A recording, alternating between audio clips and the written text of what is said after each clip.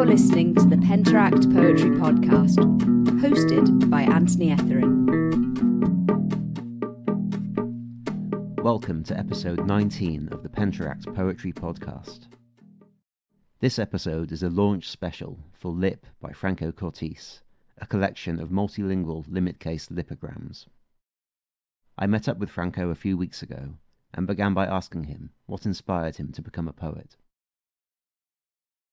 I came into poetry in a very mundane manner, as most of us do, sometime in my teens.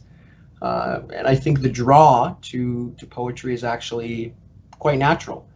Language is so many things, and to a greater extent than many may realize, permeates everything we do and really parameterizes the edges and borders of what's possible, lets us qualify and quantify the real world.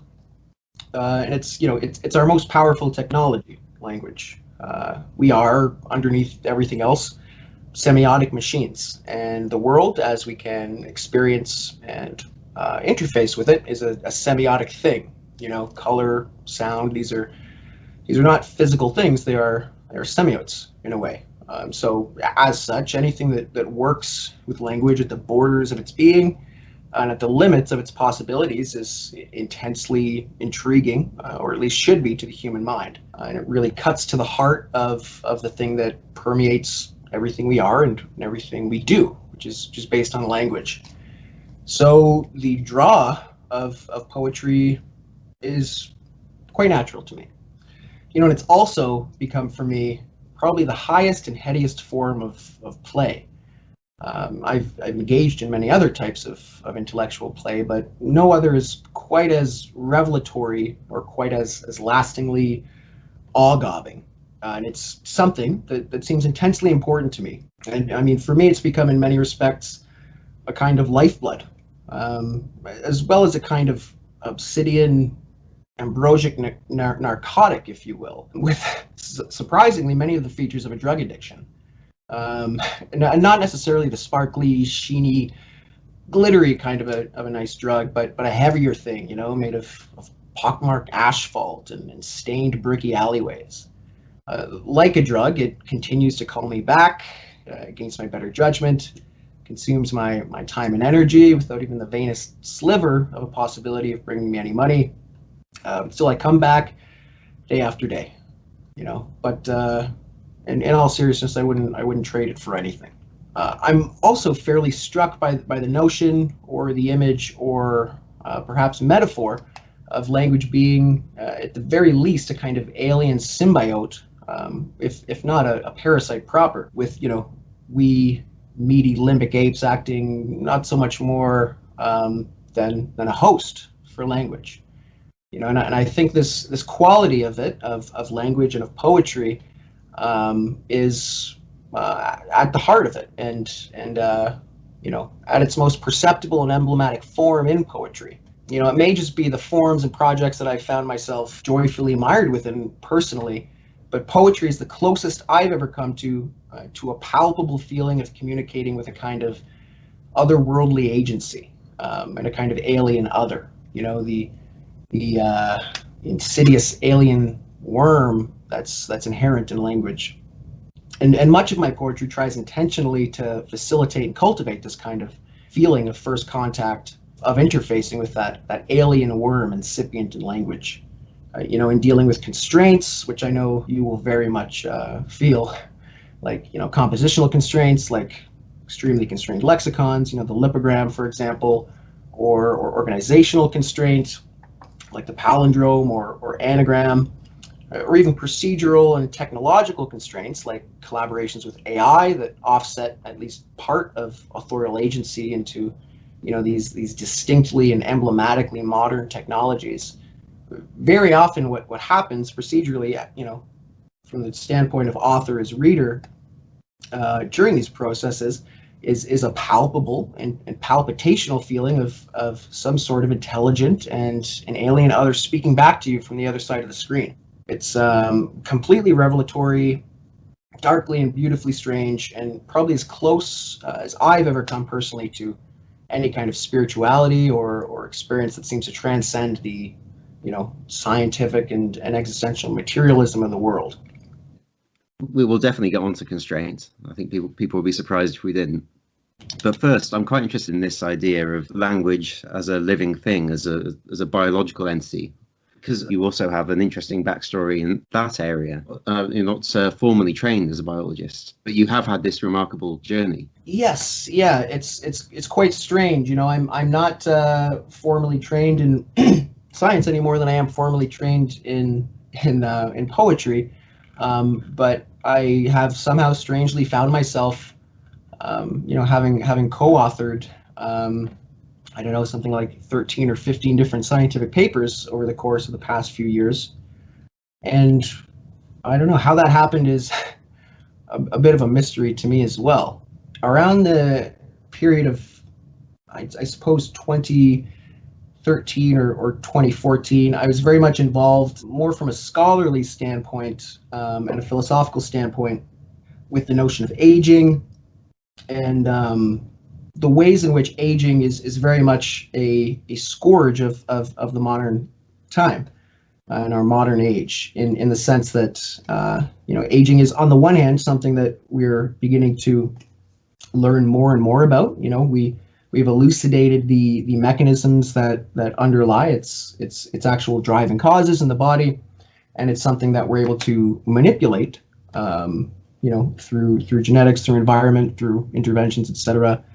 We have, for example, extended the lifespan of yeast by as much as 800%, and of worms, multicellular organisms as much as 500%. So these are very much plastic processes that can be intervened upon, and at the same time, aging is a very prevalent issue in developed nations. It's the largest risk factor for the most quantitatively prevalent and qualitatively terrible diseases. You name it: cancer, heart disease, diabetes, dementia.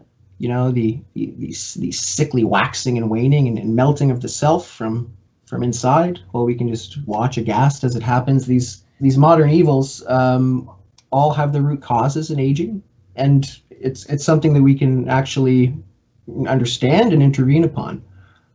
Also, it presents an enormously dangerous source of potential economic risk and loss for the economies of developed nations, because the number of aged individuals and the proportion of aged individuals from the population is rapidly increasing with the aging of the baby boomers, which is creating a sort of make or break moment where the ways in which we're treating age-related disease, which are basically sick care, palliative care that treats symptoms and doesn't intervene upon any of these root causes, very costly and very inefficient. So as a teenager, I was very aware of this sort of stuff, but not at all versed in science. And I had this idea, essentially this idea for a therapy that can intervene upon some of the root causes or so-called hallmarks of aging. And it was called induced cell turnover. The idea itself is quite simple. It involves the safe killing of cells and the replacement of those cells with human-derived and patient-derived embryonic stem cells, very precisely coordinated with each other in space and time, extended over very long periods of time, years, ideally decades, essentially as a method of in situ tissue regeneration. It's clearing out preventatively and replacing entire tissues and organs while still having them maintain their structural and functional integrity. As you and your readers may know, in the early 2000s, we developed what's referred to as induced pluripotent stem cells. Prior to that, stem cells that were used in regenerative medicine and cell therapies, they came from embryos. We discovered that through genetic reprogramming and other things like transcription factors, not necessarily strictly genetics, we were able to take adult somatic cells, which are just any cells that aren't embryonic, and transform them back into a embryonic and so-called pluripotent state. meaning that they were cleared of the vast majority of the damage that occurred throughout the lifetime of the organism, and they're able to indefinitely propagate and divide. So that opens up the avenue for, patient-specific embryonic-like cells. So that's the idea, right? It's a fairly simple idea. It's safely killing and replacing cells gradually over vast periods of time, tightly coordinated in time and space in order to effectively rebuild tissues and organs from the ground up in the body. However, that idea, despite its simplicity, like so many other things in biology, is mired in a raucous bar fight of devilish details. There's how do you do it in the first place? How do you do it safely? How do you counterbalance against various, potential side effects and detrimental outcomes from this procedure? There was a lot there. So anyways, I had this idea that I thought had, some merit, and that I felt the need to get out into the world, into the hands of people that I could actually perhaps make it done, perhaps advance it. So essentially self-taught myself a whole lot of, fundamental biology, biotechnology, medicine, that sort of thing, not out of curiosity for the sciences and not as a sort of pure pursuit in and of itself, but more as a very functional way of arriving to an end, which was to formally document this conceptual therapy proposal and to publish it. And I worked on that. It was sort of my pet project for something like 3 or 3.5 years, over which time I sort of developed it, elaborated it, learned the basic fundamentals to actually write it up and get it published. And I ended up doing that in a fairly good journal, and that was in 2016. And I did have a co-author on that, but he would probably be the first to tell you that it was 99%, my work and my paper. He's a astrophysicist turned neurobiologist, and he provided some inputs with regards to the brain and how this should be done, the central nervous system in particular, but the vast majority of it was me. And we've published other papers together on different topics like sleep science, where he's done the vast majority of work and I've provided some inputs, and we've co-authored before. So that's all fine and well. So I did that and thought I was essentially done. And then it ended up getting into the hands of I guess some of the right people. One of whom founded this biomedical charity in the UK that works on stuff like this, aging research. He liked the paper. He brought me on in an unpaid capacity at first, which then evolved into a paid gig, where I collaborated with his team on a variety of other scientific papers. Some of them, the majority of them, in fact, having to do with the application of AI and deep learning, neural networks, and that sort of thing, with various aspects of aging research and the biology of aging. So that's basically it. I self-taught myself a lot of science through many hard slogs in order to birth this idea in some, verifiable, documentable form that can be used by others. And through that, ended up forming relationships whereby I could collaborate on, all these other cool papers and projects. But along the way, mind you, I very much fell in love with many aspects of science, and in particular with the absurdly complex, beautiful, and otherworldly fact of the existence of biological structures. When you look at not even organisms, but let alone just single cells, the vasty complexity that's present there is truly mind-boggling. And it takes a little bit of fundamental understanding in terms of how things work to really appreciate that at its fullest. But once you do, once you realize that these stranger than any fiction ideal machines made of dumb components have come into existence through chaotic and random processes, refined, by natural selection. It's besides poetry, it's probably the closest I've come to an interface with that otherworldly other. When you're contemplating and considering the complex and magnificent beauty of biological structures and just their sheer improbability, it's like having a drink with God or something. It's fantastic. Now these days, poetry satisfies that function for me in terms of interfacing with the alien other, but science and biology in particular really did that for me for a long while. And publishing that first paper really really opened some interesting doors. It's once you put something out in the world seems like a really small place. I didn't expect it to get a whole lot of traction, and to be frank, it hasn't. I mean, it's gotten cited maybe 10 or 11 times or something like that. But some people that are really doing cool things on the other side notice. Like, I'll give you a frivolous and trivial example. In the couple weeks after it was published, I got an email from a guy named, what's his name? Sergio Canavera, I think. Anyways, he's an Italian neuroscientist who got headlines a few years ago for planning the first human head transplant. And he emailed me out of the blue and asked me for a free copy of the paper because it's under paywalls, unfortunately, because that's how scientific publications work. They're businesses, and actually not only are they often paywalled, but it's standard industry practice, even among the top journals, for the authors of the papers to pay to publish. They pay in the form of article processing fees. Now, normally, scientists have a company or an institution that that bears the weight of that cost, that pays for that. And this is the case even if it's behind a paywall, even if it's not open access.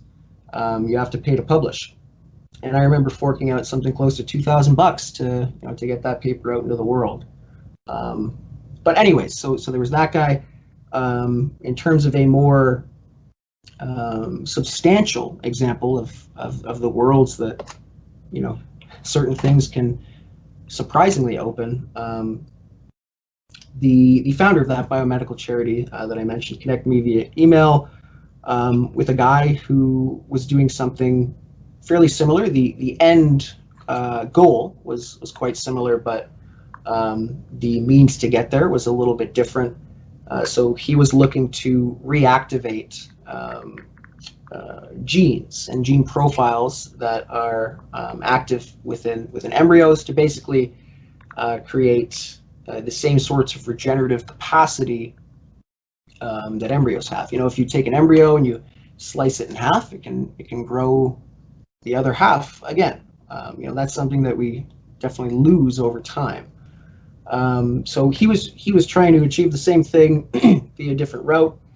And my God, is he ever a scientific heavyweight? His name's Michael West. And he's the man who funded and managed the collaboration between Thomson and Gearhart that resulted in the derivation of the first human embryonic stem cells. So he's basically the guy that ushered in the whole entire field of regenerative medicine and cell therapies. He's the guy that gave us, human embryonic stem cells from a particular standpoint. He funded and managed this work. And some of the listeners that are a bit older than me, it was before my time, but if you recall, George Bush getting up on the pulpit and lambasting the concept of so-called therapeutic cloning and the use of embryos for research purposes and stuff like that. This guy was very much behind that whole blip in time. So a real scientific heavyweight who happened to be in London at the same time, and we met up. and we ended up talking shop about my idea, among other things, for like 4.5 hours. And here I am, just this guy who had an idea, who tried to put it on paper and put it out, and through a fairly minimal series of steps ended up, shooting the shit with a real heavyweight of science, who's done really amazing things. So I don't know, the world's a small place, and we live in a truly an unprecedentedly autodidactic age. Everything's out there. If you have a certain work ethic and a certain discipline, and you've learned how to learn, then the sky's the limit. And now you're drinking with me. You're welcome. Indeed. I've gone from a world of press releases and podiums to a dark underbelly of poetry, like some isolated hermit who's hunchbacked inside and can't put down the pen. If that's not a knifeish Kubrickian monolith to the heart of Sense and Sensibility, then I don't know what is. But I wouldn't trade it for the world. I'm sure. I see lots of parallels with the way you've described your approach to, or your understanding of biology, and the work you were interested in, and the way that you write poetry, and the poetry that you're interested in. One of the most facile, I suppose, would be you're obsessed with longevity. What are your thoughts on the idea of art as a way towards immortality, that you create poetry so that it will survive you? Death and mortality is a fairly frequent image and concept and tarot card, if you will, in my poetic practice, and there's probably some interplay there and some dialogue, but no, I don't give too much credence to the thought of poetry providing immortality, or at the very least it's a fairly paltry form of immortality. And mind you, the real heart of this whole field of research has less to do with a conquest of death, though very much in my teens that's where it started for me. It was very much Franco as Faust, fastened to the rind of a dying animal. But over the years, it evolved to what I believe is its true potential and its true virtue, which is basically extending healthy longevity and affecting what's referred to as compression of morbidity, which is basically compressing the incidence of age-related disease as well as their associated healthcare costs into the last few years of life, basically offsetting all that ugliness into later years. Anything that does very palpably extend maximum lifespan, not lifespan per se, like life expectancy, but maximum lifespan, almost invariably affects an extension of health span as well. So in that regard, extended longevity per se and extended lifespans is more a happy accident and side effect of the primary concern, which is more a humanitarian focused reduction of the incidence of age-related disease and an increase in the quality of life, combined to some extent with economic levity and avoiding the looming crisis of healthcare systems being incapacitated by the number of aged individuals in the population, if that makes sense. Yeah, I think it was Woody Allen who said, he was asked, do you want to achieve immortality through your art? And he said, no, I want to achieve it by not dying. Yeah, well, that's exactly it, right? So in general, your poetry does have lots of parallels. And Lip, which we're going to obviously talk about, is the main focus of this podcast. It is a book about the body. And perhaps we could get onto that after you briefly tell people what Lip is. Sure, yeah. Well, yes, there is a lot of body in Lip by necessity, but let's back up for a minute and approach it from the outset. And by the way, I think it's worth noting that what we're about to do is in some respects a kind of co-complicit murder, in the sense that the explication of the poem is a kind of death of the poem, right? A poem is what it is exactly for its generative ambiguity. It's a thing whose power lies less in its lexic and semantic qualities as it is its semiotics. Not what it means, but the shifting interplay between authorial intent and reader interpretation. A poem is a thing that revels in its gaps, its ethers, its simultaneous superposition of meanings, and whose power and fundament of being is not so much in what it's saying, but what it's not saying, and what it's almost saying or almost not saying. So, we're about to embark on a dangerous but necessary game here in talking about lip, which, as I get it, it's necessary. Actually, while we're on this topic then, because this is always an interesting question in constraint-based poetry, to what extent does the magician reveal his or her secrets? Do you want everybody to know what constraints you've used? Or do you give the readers a few breadcrumbs, but you don't necessarily tell them everything that's going on? Everyone I've spoken to who writes this way has a different view as to how much you give away and how much you hide. Yeah, my take is this. As a reader who's also very biased, being an author of this sort of thing, I very much do like to have things explicated, but I'd like it to be done in a way where it's not upfront per se. You know what I mean? So with lip, for example, some but not all things are explicated in a notes section in the back, right? So which is how I think it should be done. The reader is able to take in the work for what it is, connect the dots as they feel necessary on a first reading, and only after having gone through it once is confronted with any sort of explicatory or explanatory materials.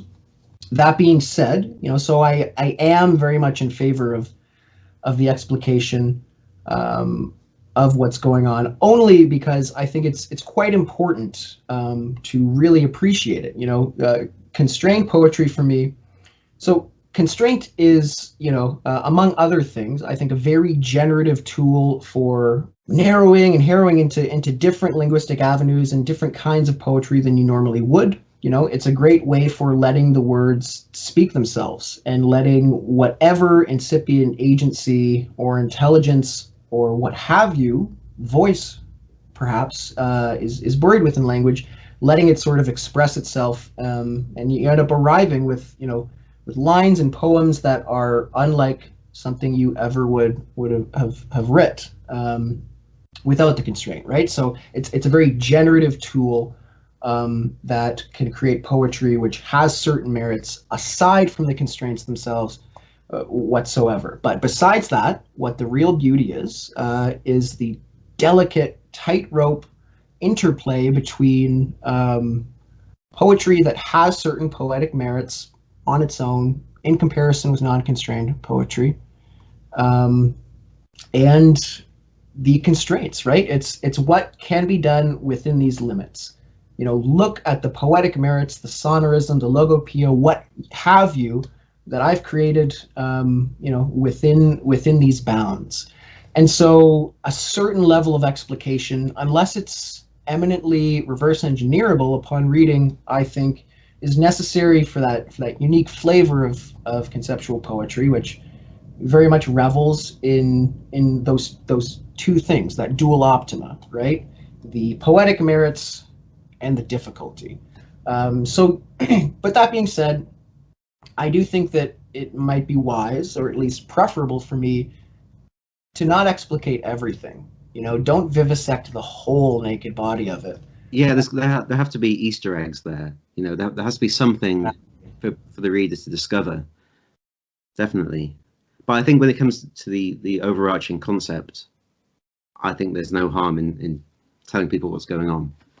I don't think so either. And in fact, I think it provides a net benefit, right? By providing that framework by which you can appreciate not just the poem for its poetic merits, but also how tough it was to get there.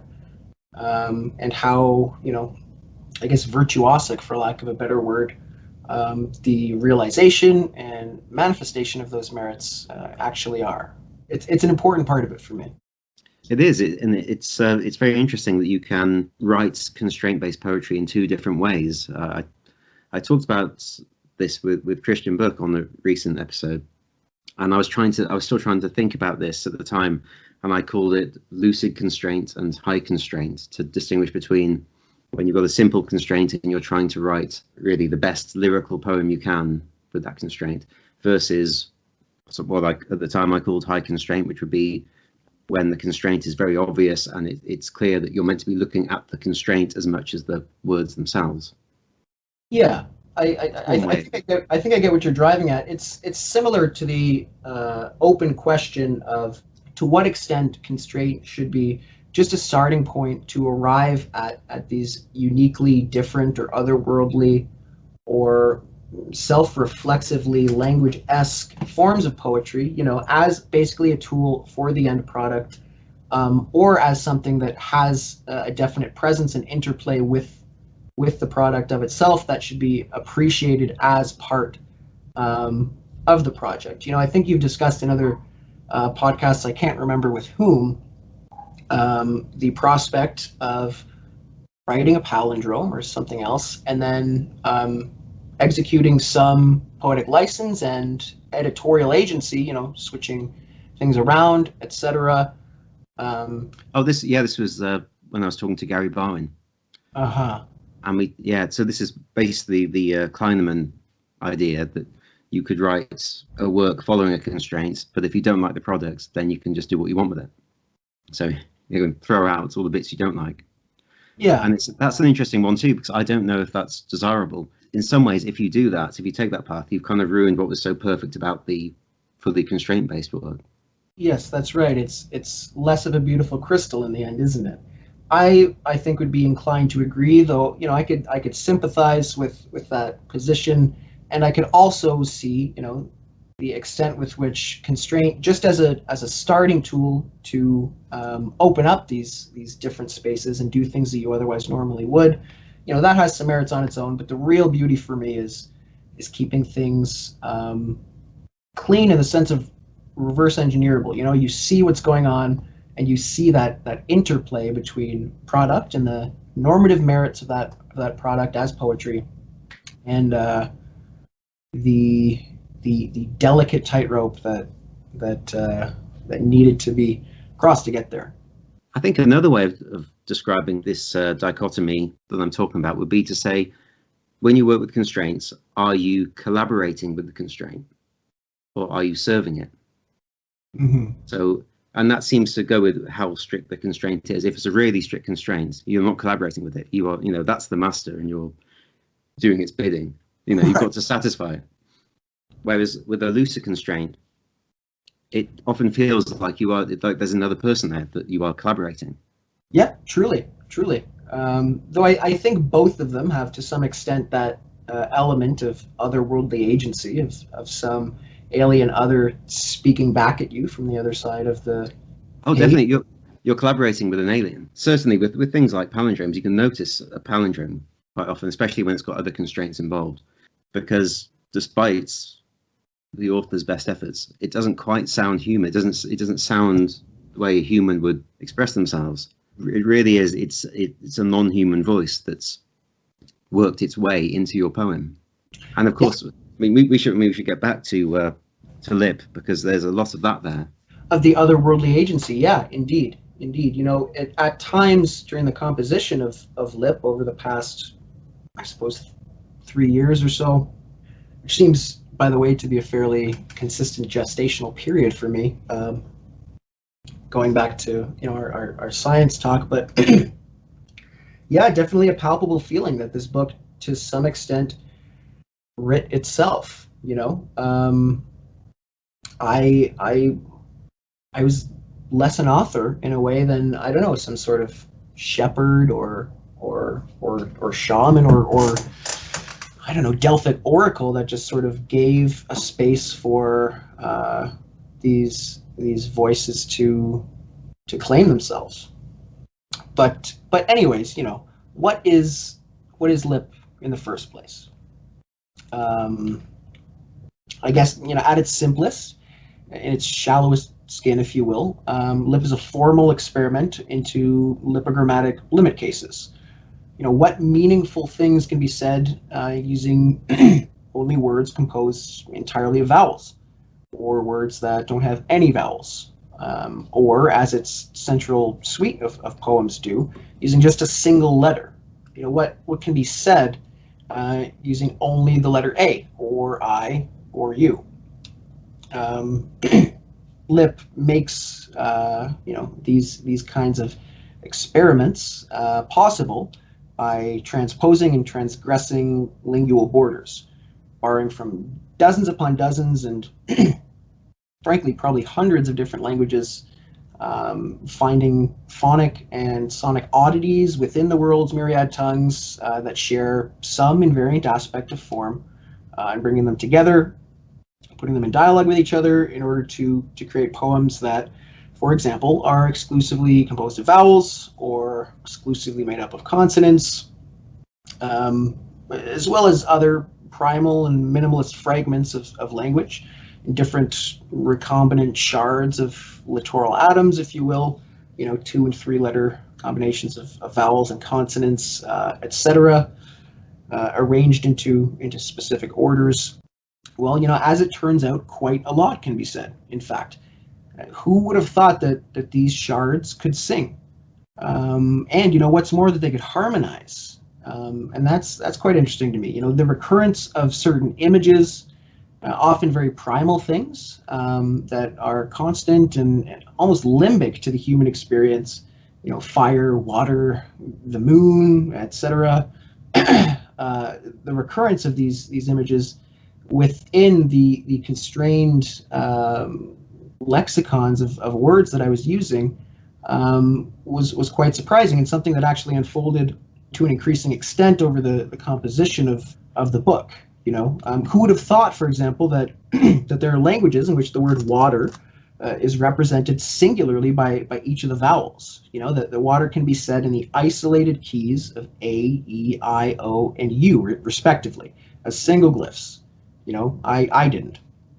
And just riffing briefly on this tangent for a moment, of repetition of image and concept within these distinct constrained lexicons, composing the book gave me an interesting opportunity, which I hadn't had much of in previous projects, to play with repetition as a macrostructural device across poems on the level of the whole work rather than the poem or the line itself, using repetition of specific word and images to create certain macroscopic forms of rhythm, a kind of consonants and assonance on the level of image and concept rather than letter and phoneme, if you will. And that's something that, that was just there in language. I didn't, I may have helped extrude it, but I didn't place it there. There are so many chimes and echoes, wormholing and apple tunneling their way throughout the book. And that's something fairly unique and interesting to me from an author as reader standpoint, in comparison to some of my other, chapbooks and projects. If the world weren't so stubbornly Euclidean and poetry publishing so necessarily economical, I'd have made the book a Platonic sphere, or maybe a Mobius strip made out of whatever they use to make two-way mirrors, to really bring these echoes and chimes to the fore, to bring them closer together in space. But alas, the world being the world, it's taken its necessary form as a flattened series of leaves and one-dimensional brains. But yes, by some scale. It's, indeed. I say this with that small amount of bitterness that I'm publishing it, and it's a huge book. But yes, it's necessarily a huge book, and this is again, because it's a book based on limit cases, you wanted to explore everything you could. Right. Well, I'm eternally grateful and indebted to you, Anthony, for allowing it to be as big as it is. It definitely feels like a world now to me. So that's lit from a strictly formal perspective. But going a little bit deeper, Lipps takes these forms of compositional and structural omission and constraint, and attempts to use them to map real-world forms of the same, of constraint and omission on the broken frontiers of history, culture, ecology, and economy, dictating not only the fundamental ontogenic and ontologic units of the poems, what they're permitted to be, the use of certain letters or the use of certain invariant aspects of form on the level of word, but also how they're permitted to be organized and communitized amongst each other, aka organizational constraint, such as the multilingual lipogrammatic palindrome, or what I call the EMOP, which is basically a poem that takes words with some invariant aspect of form. For example, univocalic words beginning and terminating in the same consonant or with a shared vowel, right? Arranged in alphabetical or reverse alphabetical order, right? So these macrostructural forms of constraint. In doing this, it's my hope that Lip speaks to themes and concepts that are both timely and timeless, encircling aspects of humanity that are ever true. Love, sex, death, theft, identity, war, empire, etc.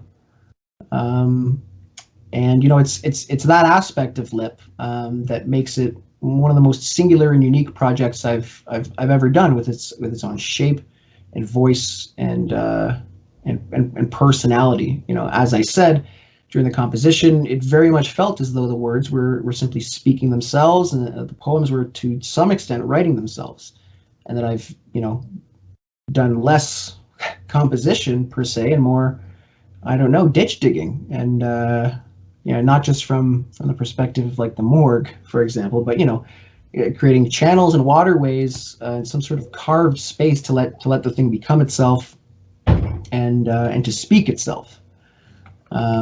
In some ways, it's also an experiment, not so much in translation as in anti-translation, in the sense that there's no actual translation per se taking place. In the composition of the literal English versions of these poems, I've used the verbatim literal English translations that I've found according to my sources, and in many cases the technical and grammatical definitions of their constituent words. So more excavation. Yes, yeah, indeed, and that plays into, again, to some extent, the whole concept of using compositional and organizational constraint and omission to map real world forms of the same, right? I've, to some extent, according to the ontological grammar of the book, treated the words as sovereign beings. Well, let's go back to before we went off on a few tangents. Mm-hmm. Let's go back to the idea of the body and the role that plays in the book, because it's not just about this book, really. It's a theme of your work in general. It's also something I spoke to Kate Ciclosi and Danny Spinoza about, that they're very interested in publishing work that has a relationship to the body. And in fact, they published a chapbook of yours which relates to that too. Actually, perhaps you could talk about that. We can give Penteract Press another plug. Yeah. So that chapbook was called Of Fathers, and it collected a series of different procedural and compositional experiments together, basically under a shared theme of fathership, I suppose, and fatherhood. Not just as itself, but also as a sort of proxy for things that it represents. Authority, patriarchy, death and time itself. Inheritance and things like that. And yeah, there was a lot of body in there. A lot of venereal gore and milk clots and. With teeth like a line of graves, and a throat like a black and voided night sky, and I suppose, yes, that there is a certain amount of body consistent in my, the majority of my body of work to this date, and I can't really say why. It must just be a recurrent fixation of mine, probably associated very much with the current fact of mortality and the nature of time, and the big question of self and what is self through time, being through becoming and all that sort of thing, and identogeny in the face of time and that sort of thing. And yes, that's present in Lip very much. I can't say why. It's a mystery to me. Again, I found it in the lexicon that I was working with. So to some extent, it's not just me, and it's not just my authorial agency imposing that upon the work. To some extent, it's just inherent there, right? Another interesting. Is it though? This is an interesting thing in itself. The words, what words you got after these constraints would be random. These would be just random bits of language you found. Seeing the body in there, is that you seeing it? Maybe everything is there. You could have picked up on anything. Yeah, I'd consider it an open question, though it is perhaps the case that some of the images that recur the most within the book are things that are somewhat primal and somewhat universal to the human experience and the human condition. Things that are also quite ancient, right? So the body, the moon, water, fire, etc. The statistical likelihood of these things being recurrent across different isolated, constrained lexicons that apply to specific poems within the book is perhaps greater because of their universality and primality, right? Simply because of that, right? If you were to take any arbitrary set of lexicons that are constrained according to some invariant aspect of form on the level of the word, it's probably more likely that you'd get things that are fairly both universal to the human condition, as well as things that are phenomenologically or experientially primal, like water and fire and the moon, than others. Though, when I was composing it, I was struck by a sort of convergence between the primality of certain images and the sort of fractured primality of the lexicons and words themselves. You know what I mean? Words that are composed exclusively of vowels, or very short 2 or 3 letter words, that share some invariant aspect of form. These are, to some extent, primal units of language, and I was struck by that convergence, but perhaps in retrospect it was just the cold calculus of the universe, right? And statistical probability and that sort of thing. Yeah, the things people are likely to want to talk about, of course. But then let's talk about the front cover of your book. Why did you choose that? Well, what is the book about? A lot of it is about mortality and the concept of change, the fluctuation of identity through time, whether that's, on the level of the person, in the sense of, coming of age and ultimately death, whether that's on the level of society, in terms of cultural evolution and some of the more insidious forms that has taken these days, globalization and the overwriting of history and culture and that sort of thing.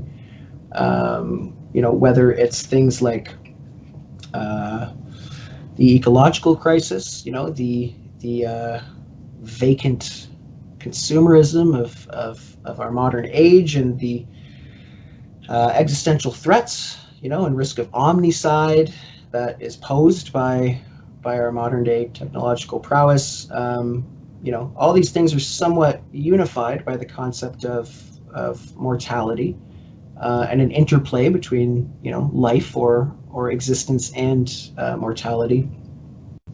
So there's that. What is more emblematic of death than a sheath of skin? For me, it's it's there. Also, it is an attempt to evoke the worldliness of it.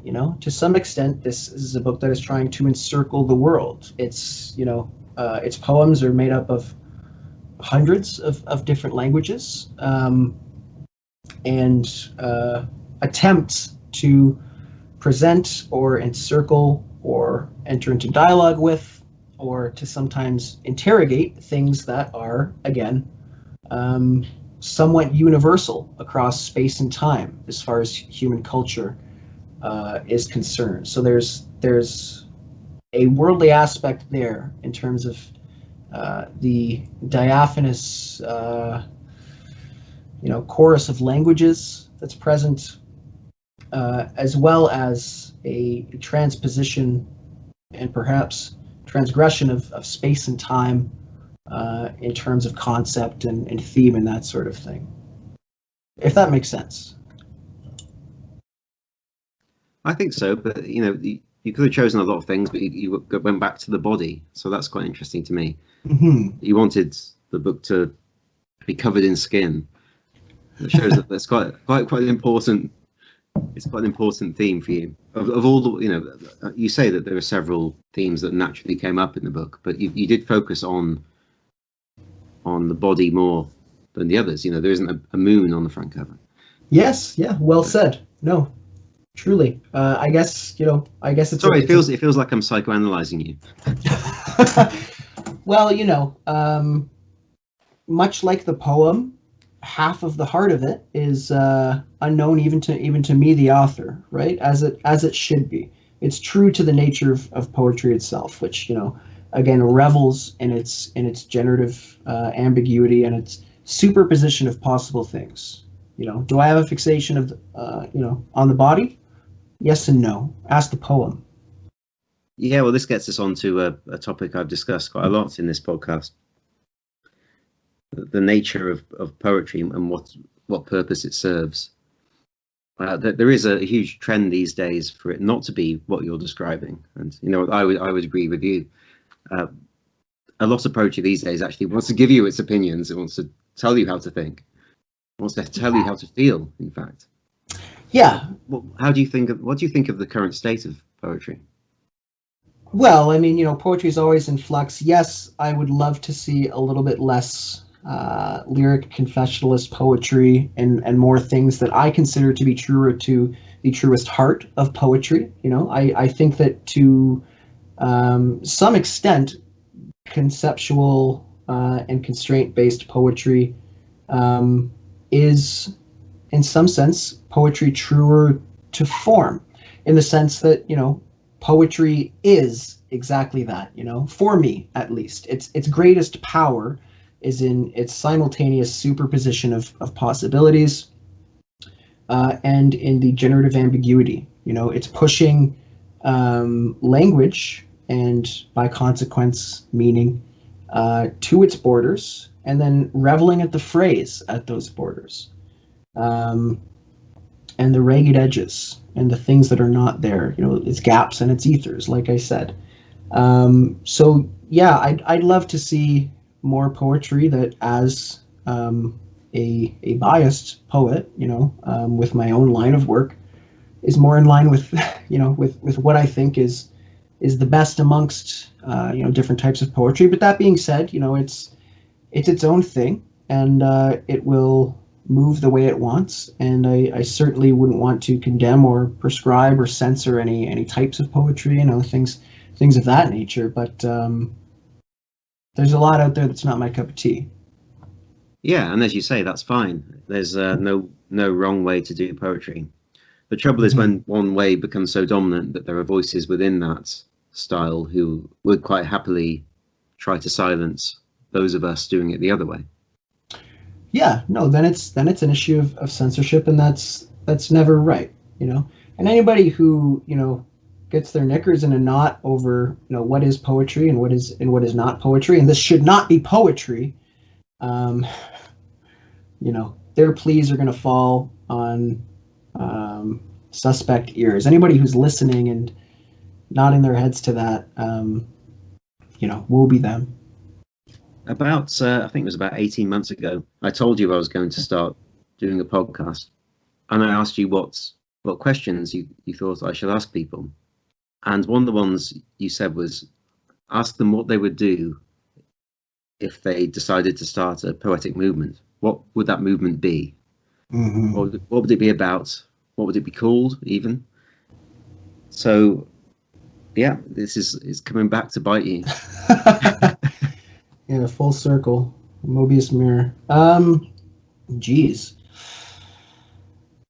I suppose, having not anticipated this question, I would go with limitism. I would do something called limitism, and I think what I would do there is try and explore, on the one hand, limit cases of poetry in terms of taking existing types of conceptual or procedural constraints that have historical precedent and pushing them to their near breaking point, therefore limitism, while also trying to question and interrogate the limit cases of what can be considered poetry per se. These are two interesting to me and generative areas of procedural practice and procedural direction that very much intrigue me,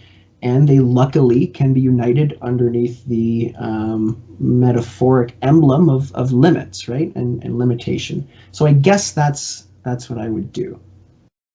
Yeah, and I definitely see that in your work. It's not just constraint, is it? It's limits. Constraints as a tool to use in pursuit of limits. Limitation is the main thing. Yeah, I suppose you're right. And, again, it's not necessarily just limits for the sake of limits. I mean, to some extent, that is a fairly good guiding principle, I think, for me. As the famous and storied Pound Cake once said, you got to make it new. And if you're trying to make something interesting or something that can be, approached or encompass certain discussions in new ways, or just trying to leave a mark on, the historical trajectory of a given craft or art, that's probably a pretty good rule of thumb. So as, limitism for limit's sake, it, has its merits, but I also, again, think that it's something that can bring to light poetry at its most poetic or poetry-like, right? Poetry is its uncertainty, and its power lies in its generative ambiguity. And to stretch things to their limits, to their breaking points, seems, self-referentially true to that heart and inner kernel of poetry to me. Yeah, and I think related to that, and this is something that's quite strong in your work, perhaps compared with many other constraint-based poets working today, that you use what could be called aleatorical processes or semi-aleatorical processes. I mean, lip in itself, it just takes, you're taking the words you're given by the constraint. You also have this current project, which we should talk about anyway, because it uses AI. And so it's got more of a scientific angle. Actually, could you describe this new project? Sure, yeah. I think what you're referring to is what I've called in the past my PAIM project, PAIM, which are sort of AI poem paintings. So what the project does, it takes a original source text, which is written by me, more often than not, at least for now, multilingual lipograms, and subjects it to a series of text-to-text and text-to-image machine translations, using, on the one hand, Google Translate to take the multilingual portion of that poem and feed it through different language settings in Google Translate, and also programs that essentially attempt to use deep learning and AI to visually describe what's being written. But because the source poem, the multilingual version, and the results of the Google Translate output are so haphazard and fragmented, and barely anything to begin with. The AI interprets it in remarkably abstract and interesting ways. And yes, there is certainly something aleatoric about that. And I think it really goes to the heart of, at least, up until now, my core poetic practice, and its alignment with what I think some of the prime virtues and characteristics of what poetry is. Language has this capacity to speak, and to some extent we're just curators, rather than authors. I mean, yes, we're semiotic machines to begin with. We are language, and there's a sort of recursive self-determination going on there it's very messy and tricky to pin the blame. Who's the author here? But aside from all that, yeah, I think that there are certain palpable dovetails between the aleatoric nature of a lot of my work, not all of my work, but a lot of my work, and the inherent agency that I think is within language to begin with. Also, to some extent, it interrogates just the opposite. I'm sometimes using these projects, including both the Payum project and Lip, to sort of interrogate and investigate the ontologically prescriptive nature of language and the ways in which language can be used, often detrimentally, to sort of prescribe limits upon being. The inherently insidious nature of lists and registers, the dark ill at the heart of tills, whether that's some sort of ancient list or some sort of modern consumerist inventory.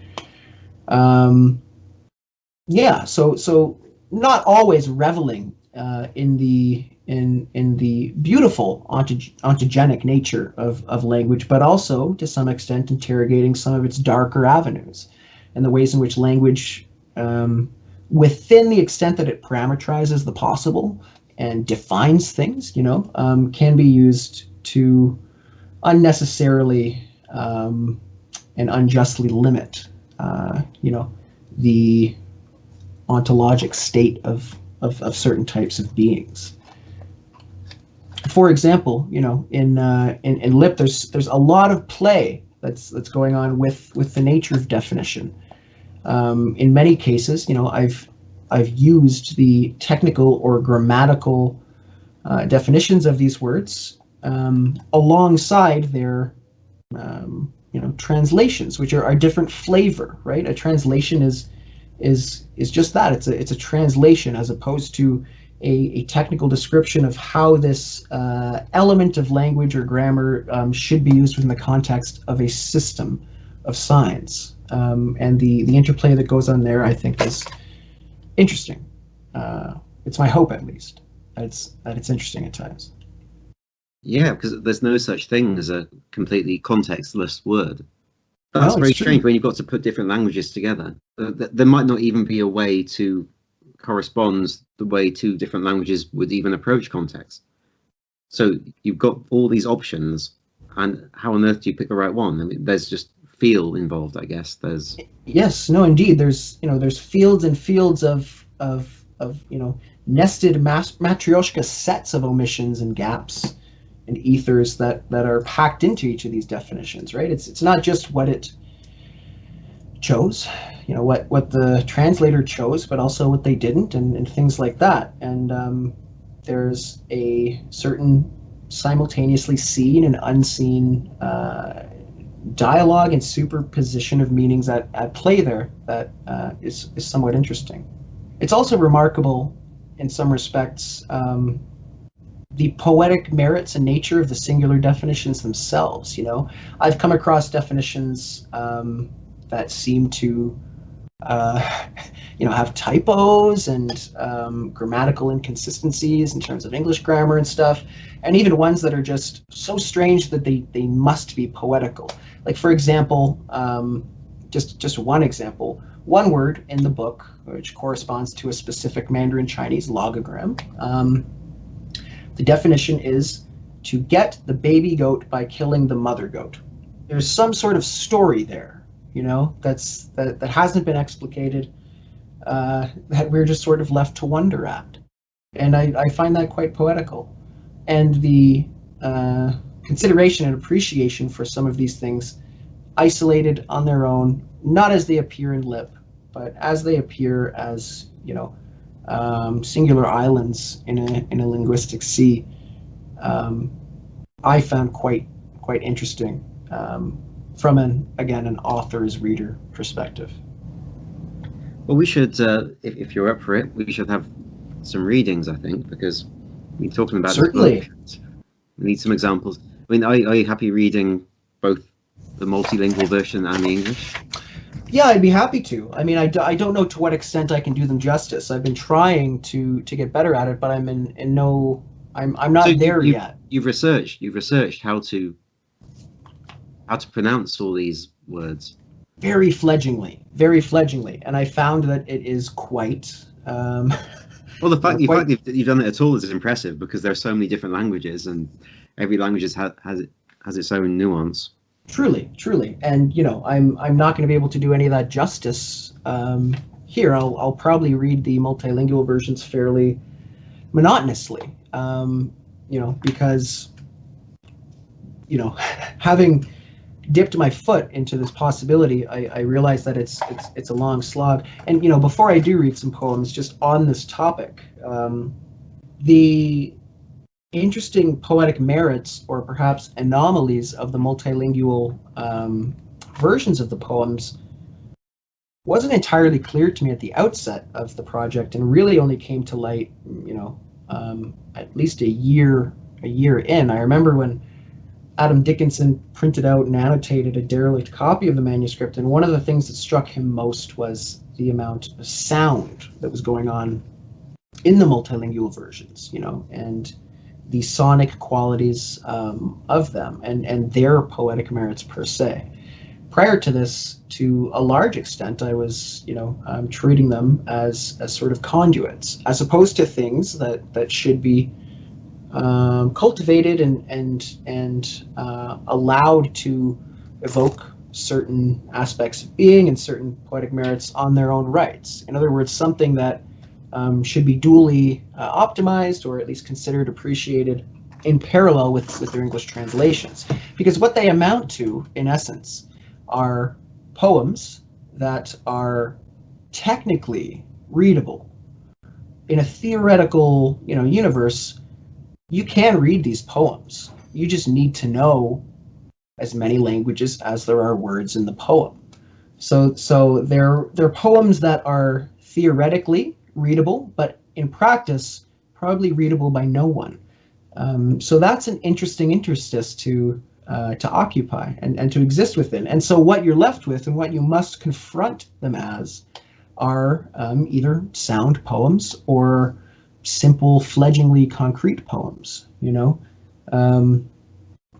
Again, just briefly going on the whole concept of limit cases of poetry. What is a poem? What can be a poem, etc. I thought that might have merited.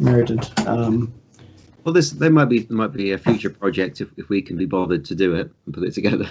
There could be a project where we get somebody who's fluent in each of these languages to just say the one word, and then we splice it together into some sort of collaborative sound poem. Yeah, truly. Or even just get, adepter sound poets than me, who probably have some hacks to these sorts of things, and some ways of approaching things with a certain degree of universality and an understanding of how they should be pronounced via IPA and stuff like that. But yeah, I'm down, Anthony. If you wanna make an LP version of Live, where maybe the I's in parentheses in between on the cover, 10 discs. call. Yeah, Boulder by the year. Side J. So fun. Yeah, well, I talked about making the book a sphere, so a circle, that's one step in the right direction, right? Okay, so yeah, I'll read a few of the poems. Okay, I'll pour myself a glass of wine and sit back. This first is titled Sick Sis.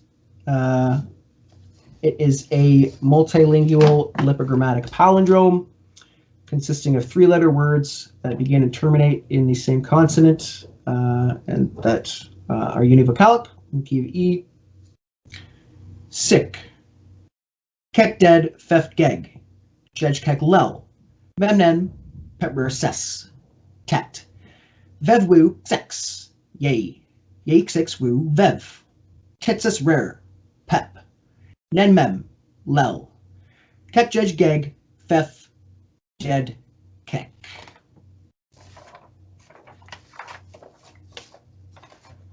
Sis.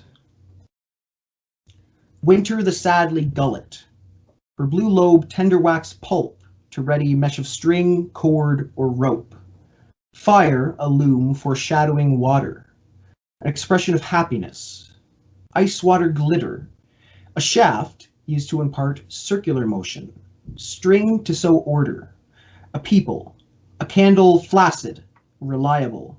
Some he to walk carelessly. Sadly, dead, blind.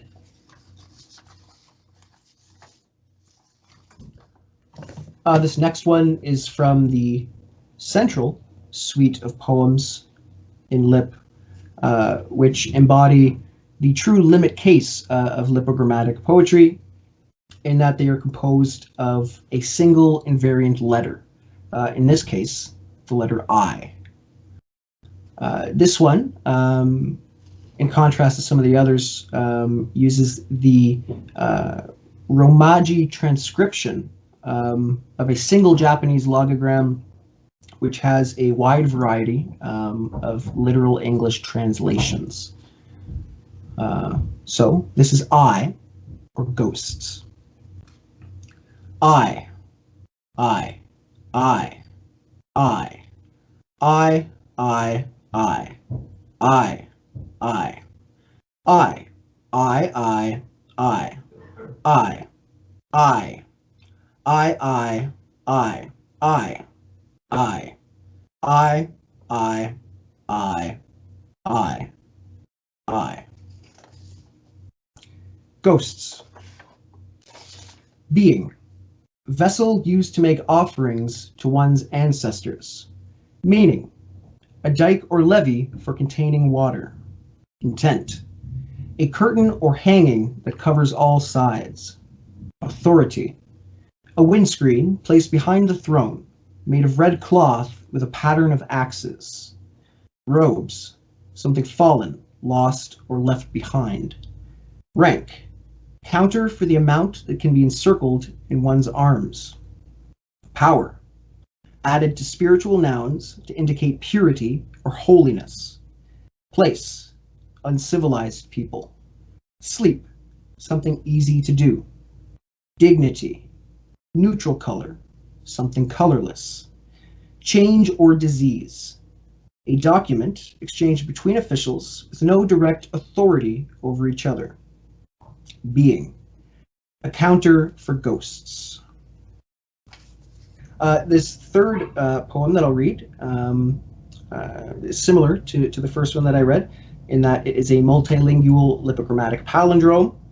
This time, univocalic in the key of A, which is similar to the first poem.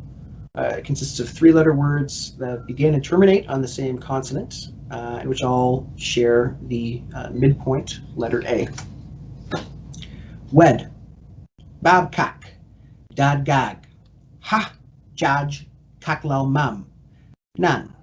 Pap. Rarsas tat vav. Wa. Yai zaz. Zaz yai wow vav. Tatsas rar. Pap.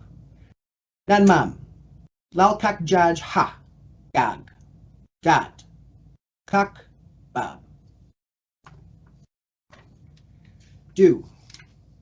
bundle of live worms, raw ore, alas, woe, a device to restrain speech, water ovi to inlay red ancestress, dried flesh, the pulp of fruit, crooked noose to thaw a web, a force of change or disruption, a weapon to move movement, summer a wave, a weave to gape rock slowly, rounded nipple-like hill or peak, belly flesh to be, bed to embed eggs promptly, a convulsion of the upper digestive tract, justice, water, steam. That's it. That's fantastic. Thank you. We should remind people that this book, Lit, will be available from Penteract Press on the 20th of February. So they should all buy it. Indeed. It is the best object of poetry that I've produced to date, save perhaps for my son. So it is something I'm intensely proud of, something unlike anything that I've done before or will likely do in future. It is something that has a unique voice that is quite unlike, I would say, beside perhaps some thematic congruences, that is unlike the majority of projects that I've done previously. So it's something quite flavorful, quite unique. Thanks to you, Anthony, quite big and hefty, and satisfying in its physicality. And yes, I encourage everybody to go buy a copy, as well as other great titles that are in the Penteract store, because Penteract's doing fantastic things and is really acting as a vanguard, and a much needed one for us crazy experimentalists and formalists and constrained poets, us alchemical hermits, hunchbacked on the inside, who are slaves to the word. Well, thank you. That's very kind of you to say. And I really hope people go out and buy this book, because it's amazing. But it's not the end of your experiments, I'm sure. So what are you working on now? You mentioned one of the projects you're working on already, your poems. Yes. Have I said that right? Yeah. Poems. Yeah, I think the poetry likes it. Yeah, I mean, don't ask me, ask the poetry, but I that's how I say it. So, and it hasn't balked too much at me yet. So there's that. Yes, that's really fun. Root. There's a manuscript that has been an ever-present presence in my poetic life for a number of years now. It's also an extended experiment that tries to encircle as many disparate aspects of the world and humanity as possible. That starts with something that I call, and you'll notice a pattern here, that I call the poem. So that is a poem composed exclusively of words, title included, that share the same Proto-Indo-European root. Proto-Indo-European is the hypothetical ancestor of a vastly large number of language families, all Western language families, but not necessarily limited to that. Which is interesting in that it's a construct, so it's something that that linguistic scholars have basically constructed to serve as the prototypical descendant of all these different existing or dead languages, right? So they know what things mean in these different languages. They find meeting points and similarities, between them, and then they use that to construct what they think to be the Proto-Indo-European root. So it's this theoretical construct that is kind of like an unwritten ghost, ever present in all these living and dead languages. And what I've done, or at least what I did at the start of the project, is construct some 200 some odd poems. So these parataxic micropoems, which share the same Proto-Indo-European root per poem. And that was the manuscript at one point. And the first time I met Adam Dickinson, who gave fairly extensive feedback on Lip, which I'm very gracious about, and who's acted in various different capacities as a mentor at different points informally, because I've never studied poetry under him.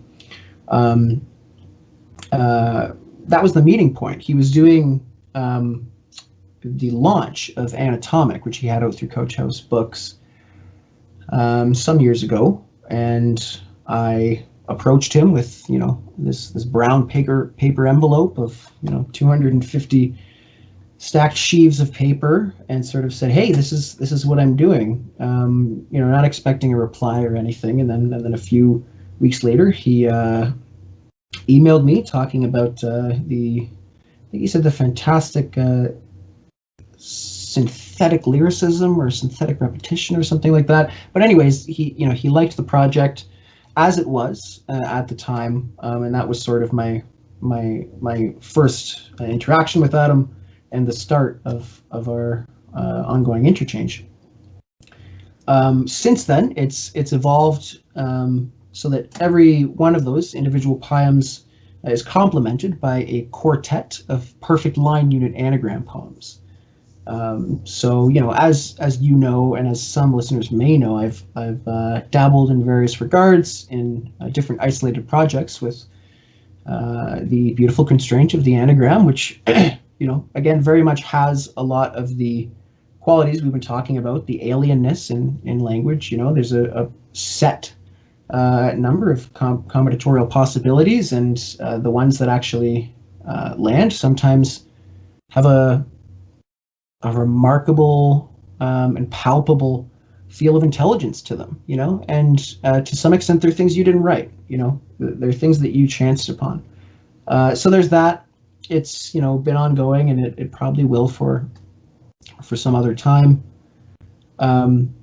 Another project which I've been embroiled in for the past few months is a larger project that uses Google Translate as its main compositional tool, in ways that are somewhat distinct from the ways in which I've used Google Translate in the past. So with these poems and this poem project, what I'm doing is taking a parent poem and subjecting it to machine translations using Google Translate according to a variety of different language settings, the product of which is basically this very fragmented and shardy textual piece that has only some fragments of the input translated. So it's this cacophonous mix of untranslated sound elements combined with actual Google Translate mediated readable English output, some with actual semantic and lexical meaning and interpretability and sensibility. But it's very much treating that as the poem and reveling in that juxtaposition of sense and nonsense, and to some extent questioning what is the nature of the poem. So there's that. Another project that I did within the realm of Google Translate is a chapter called Bark Ode, that I had out through Above Ground Press last year, which started off as a single poem. I found out that if I typed in a completely random set of alphanumeric characters by closing my eyes and sort of mashing the keyboard into Google Translate, sometimes it would interpret this as a legitimate entry, more often than not in Arabic, strangely, interestingly. And then if you'd sever individual characters off the ends of these strings, it would create an interesting series of iterative translations. So I did that at first, and I found lines that spoke of Sydney, Australia, and smoke and fire, and this was during the Australian bushfires. And so I wrote that up, and that got published on the Watch Your Head website, which is about climate poetry that speaks to the current climate crisis. And this new project, which I don't want to get too deeply into because it's still very gestational, and it's procedurally distinct from any of those, but it does share an aspect with barcode in that it's within the realm of techno poetry, which I believe we've already discussed this briefly, but which essentially. I was just going to say there when you're talking about this project, again, these are chance methods. So Indeed. You're mixing chance methods and constraint. How do you see those two things sitting together? Because people will say when I write palindromes that I'm in control of it. It's a kind of obsession with control over words, and that's true. But at the same time, if I want to use a certain word in the palindrome, my options in the other side of the palindrome are very limited, and they're just down to accidents of language. So that is in itself a chance method. Indeed. Like most true things, it is simultaneously two true opposites in some sort of interflux with each other. So yes, it's the nature and also the draw of constrained poetry is an interplay of those two things. It's order, but it's also randomness. You know what I mean? And it's an interplay, right? It's like a beautiful crystal machine with many moving parts at the same time. And once you fix a certain part, the combinatorial possibilities and limits of the other moving parts are, simultaneously opened up and prescribed, right? So you choose something that simultaneously limits what can go on around it. The palindrome being a very good example of this because it has that macrostructural, poem-level, organizational constraint at play, right? You choose something, you've automatically limited what can be done in the preceding and succeeding sections, but you've also opened up other possibilities that the form and constraint itself is dictating to you, as opposed to the other way around. And yes, your whole notion of it being both, and it being an interplay of randomness and order, chaos and order.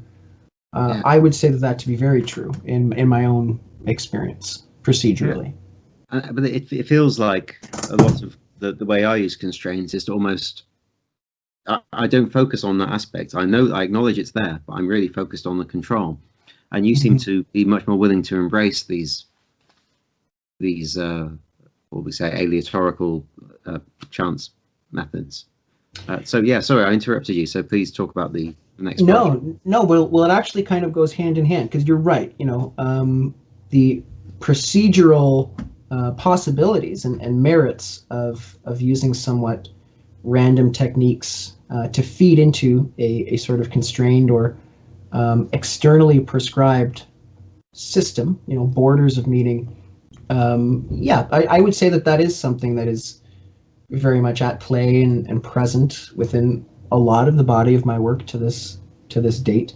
So with barcode, that was that. Now with this new project, I'm doing something procedurally distinct from that. So a little bit less of accepting the raw output. I'm taking a source text and doing some rather extensive permutations within a set of limits to create this output. But similarly, thematically, I guess, to barcode, I'm doing this in such a way as to take distinctly or emblematically modern tools and technologies to create something that interrogates our present technological moment with all of its possibility and all of its risk. So I would say it's an eco-poem, but it's also a little bit more than that. It's also about the vacant and vacuous existentialism that goes hand in hand with modern day consumerism, and also the strangely ancient ways in which the modern world dovetail with common human vices, racism and division and things like that, despite the fact that we've gone to the moon and have, written out the logo of IBM and atoms and all these vasty, powerful things, we're still caught up in all this limbic, meaty territorialism and stuff like that, which takes on new meaning also in the context of consumerism, which is in a way a new and a little bit more insidious, or at least less self-explicatory form of slavery, right? So that, and the current climate crisis. So yeah, I'm working on that. I don't know when it will see the light of day. It's also very much tied with time and with seasons, in the sense that I need to finish procedurally modifying in the ways that I am the source text within the bounds of seasonal time. So a part of it is summer, fall, spring, winter, and I need to complete it within that time for some conceptual and thematic convergence that's at play in the project, and it's really kicking my ass lately, let me tell you. Because I find it hard enough to find time for poetry these days, with a day job and with a family. Time with whom, by the way, I wouldn't sacrifice for anything. I'm not complaining, but yeah, and I find it interesting. I'm using these tools in the ways that I think techno poetry should at its finest. How would I define techno poetry? I would say that it is the use of distinctly modern technologies.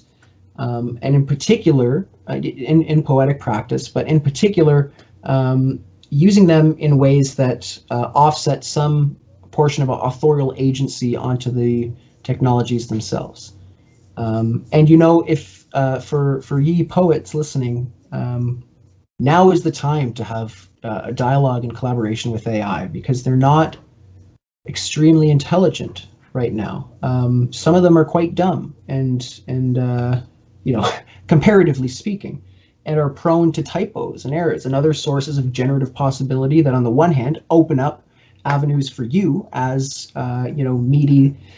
mediate authors to mediate a dialogue with them, and to actually have some authorial agency in counterpoise with them, to in other words, recursively go back and forth and create a work through dialogue. Soon it won't be that way. Soon these text to image algorithms will get quite adept, and they'll look photorealistic, and they won't look so much like Francis Baconian hyper real abstract things. Hyper real. They'll just look real, and that will suck. And Google Translate, that's getting better all the time.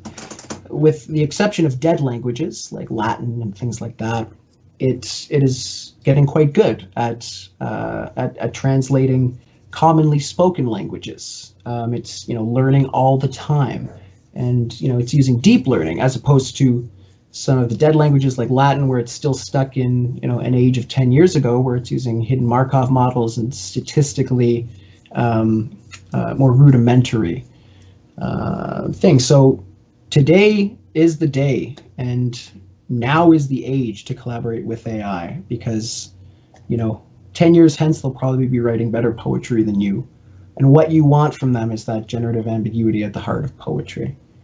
Yeah, I said earlier about the different ways to write constraint-based poetry, that you could see yourself as collaborating with it or serving it. I'm now scared thinking about the same thing being true with AI, that for now we can collaborate with it. Yes, soon it will become our anagrammatic overlords. Yes, indeed. And on that dark note, Franco, really good to talk to you. Thank you so much for having me. I'm eternally grateful, and I hope that some of the conversations that we had today are of some interest to your listeners.